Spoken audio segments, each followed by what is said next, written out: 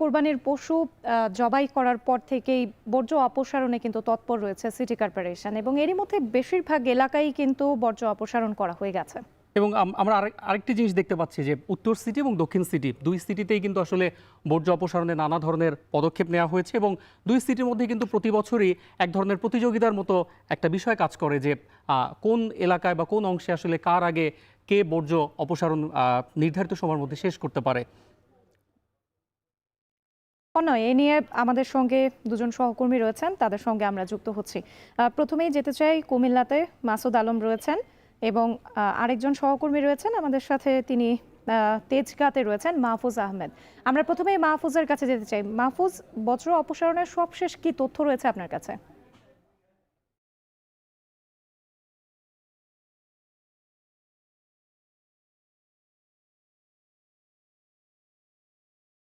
আপনি যদি আমার পেছনটি দেখতে পারেন তাহলে কিন্তু দেখতে পারবেন বেশ জোরে সোরেই চলছে এই অঞ্চলের কাজ এবং যেমনটি তারা আসলে প্রতিশ্রুতি দিয়েছেন যে 12 ঘন্টার মধ্যেই তারা সমস্ত বজ্র এখান থেকে অপসারণ করতে চান।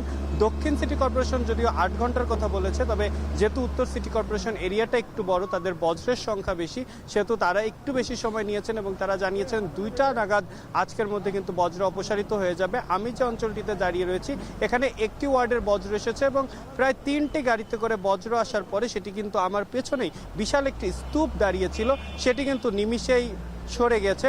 যেহেতু বৃষ্টি হয়নি, আমরা বিভিন্ন এরিয়াতে গিয়েছি, সেখানেই আমরা দেখেছি যে আসলে বজ্র সংখ্যা অনেকটাই কমে গিয়েছে। আমি আরেকটু দেখাতে চাই, এখানে যেটি দেখতে পাচ্ছেন উত্তর সিটি কর্পোরেশনের গাড়ি, সেখানে আপনাদেরকে একটু জানাতে চাইব, যদি আমরা তথ্যটি জানাতে চাই এক্স্যাক্টলি কতটি পরিমাণ বজ্র এখন অবধি নিষ্কাশিত হয়েছে। আমাদের কাছে সন্ধ্যা 6টা অবধি ডাটা আছে, যেখানে আমরা জানতে পেরেছি ঢাকা উত্তর সিটি কর্পোরেশন থেকে মোট 1297টি ট্রিপ এখন পর্যন্ত গিয়েছে। 5644 টন বজ্র ইতিমধ্যেই অপসারিত হয়েছে, যেখানে 16,30,000 পলিথিন ব্যাগ বিতরণ করা হয়েছিল, 3,600 ব্লিচিং পাউডার দেওয়া হয়েছিল। এখন আমি যেটি দেখতে পাচ্ছেন যে আমার সামনেই কিন্তু আসলে সিটি কর্পোরেশনের গাড়িটি রয়েছে। এই অঞ্চলে অন্তত মূলত কাজ প্রায় শেষের দিকে। সন্ধ্যা 8টার দিকে গুলশানে নগর ভবনে ব্রিফিং করবেন এই অঞ্চলের প্রশাসক। আমরা সেখানে বিস্তারিত নিশ্চয়ই আরও ডাটা পাবো যে ঠিক কতটুকু আসলে শেষ হয়েছে অপসারণ। এই ছিল আমার কাছে তেজগাঁও থেকে সবশেষ। রাজধানীর তেজগাঁও থেকে এবার আমরা একটু যেতে চাই কুমিল্লাতে, সেখানে আছেন সহকর্মী মাসুদ আলম। মাসুদ, জানাবেন কুমিল্লায় বর্জ্য অপসারণ কার্যক্রম কেমন দেখছেন আর নির্ধারিত সময়ের মধ্যে বর্জ্য অপসারণ সম্ভব হবে কিনা আমাদেরকে জানাবেন।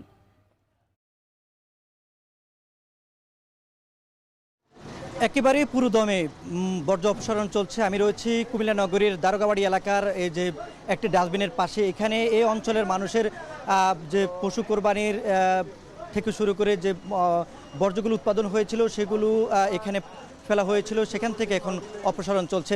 এই অপসারণ কার্যক্রমে আমরা দেখেছি সিটি কর্পোরেশনের বিভিন্ন ঊর্ধ্বতন কর্মকর্তা রয়েছেন, একই সঙ্গে সিটি কর্পোরেশনের যিনি প্রশাসক ইউসুফুল্লাহ টিপু এবং বর্জ্য অপসারণ ব্যবস্থাপনা বিভাগের যারা রয়েছেন সবাই এখানে রয়েছেন। তারা ঘুরে ঘুরে যে সকল এলাকাগুলোতে বর্জ্য উৎপাদন হয়েছে বা যে সকল এলাকায় বড় ধরনের ডাস্টবিন রয়েছে সেই এলাকাগুলো পরিদর্শন করছেন, একই সঙ্গে গাড়ি এবং এক্সকেভেটরের মাধ্যমে তারা সেগুলো অপসারণ করছেন এবং সেটি পরিদর্শন করছেন।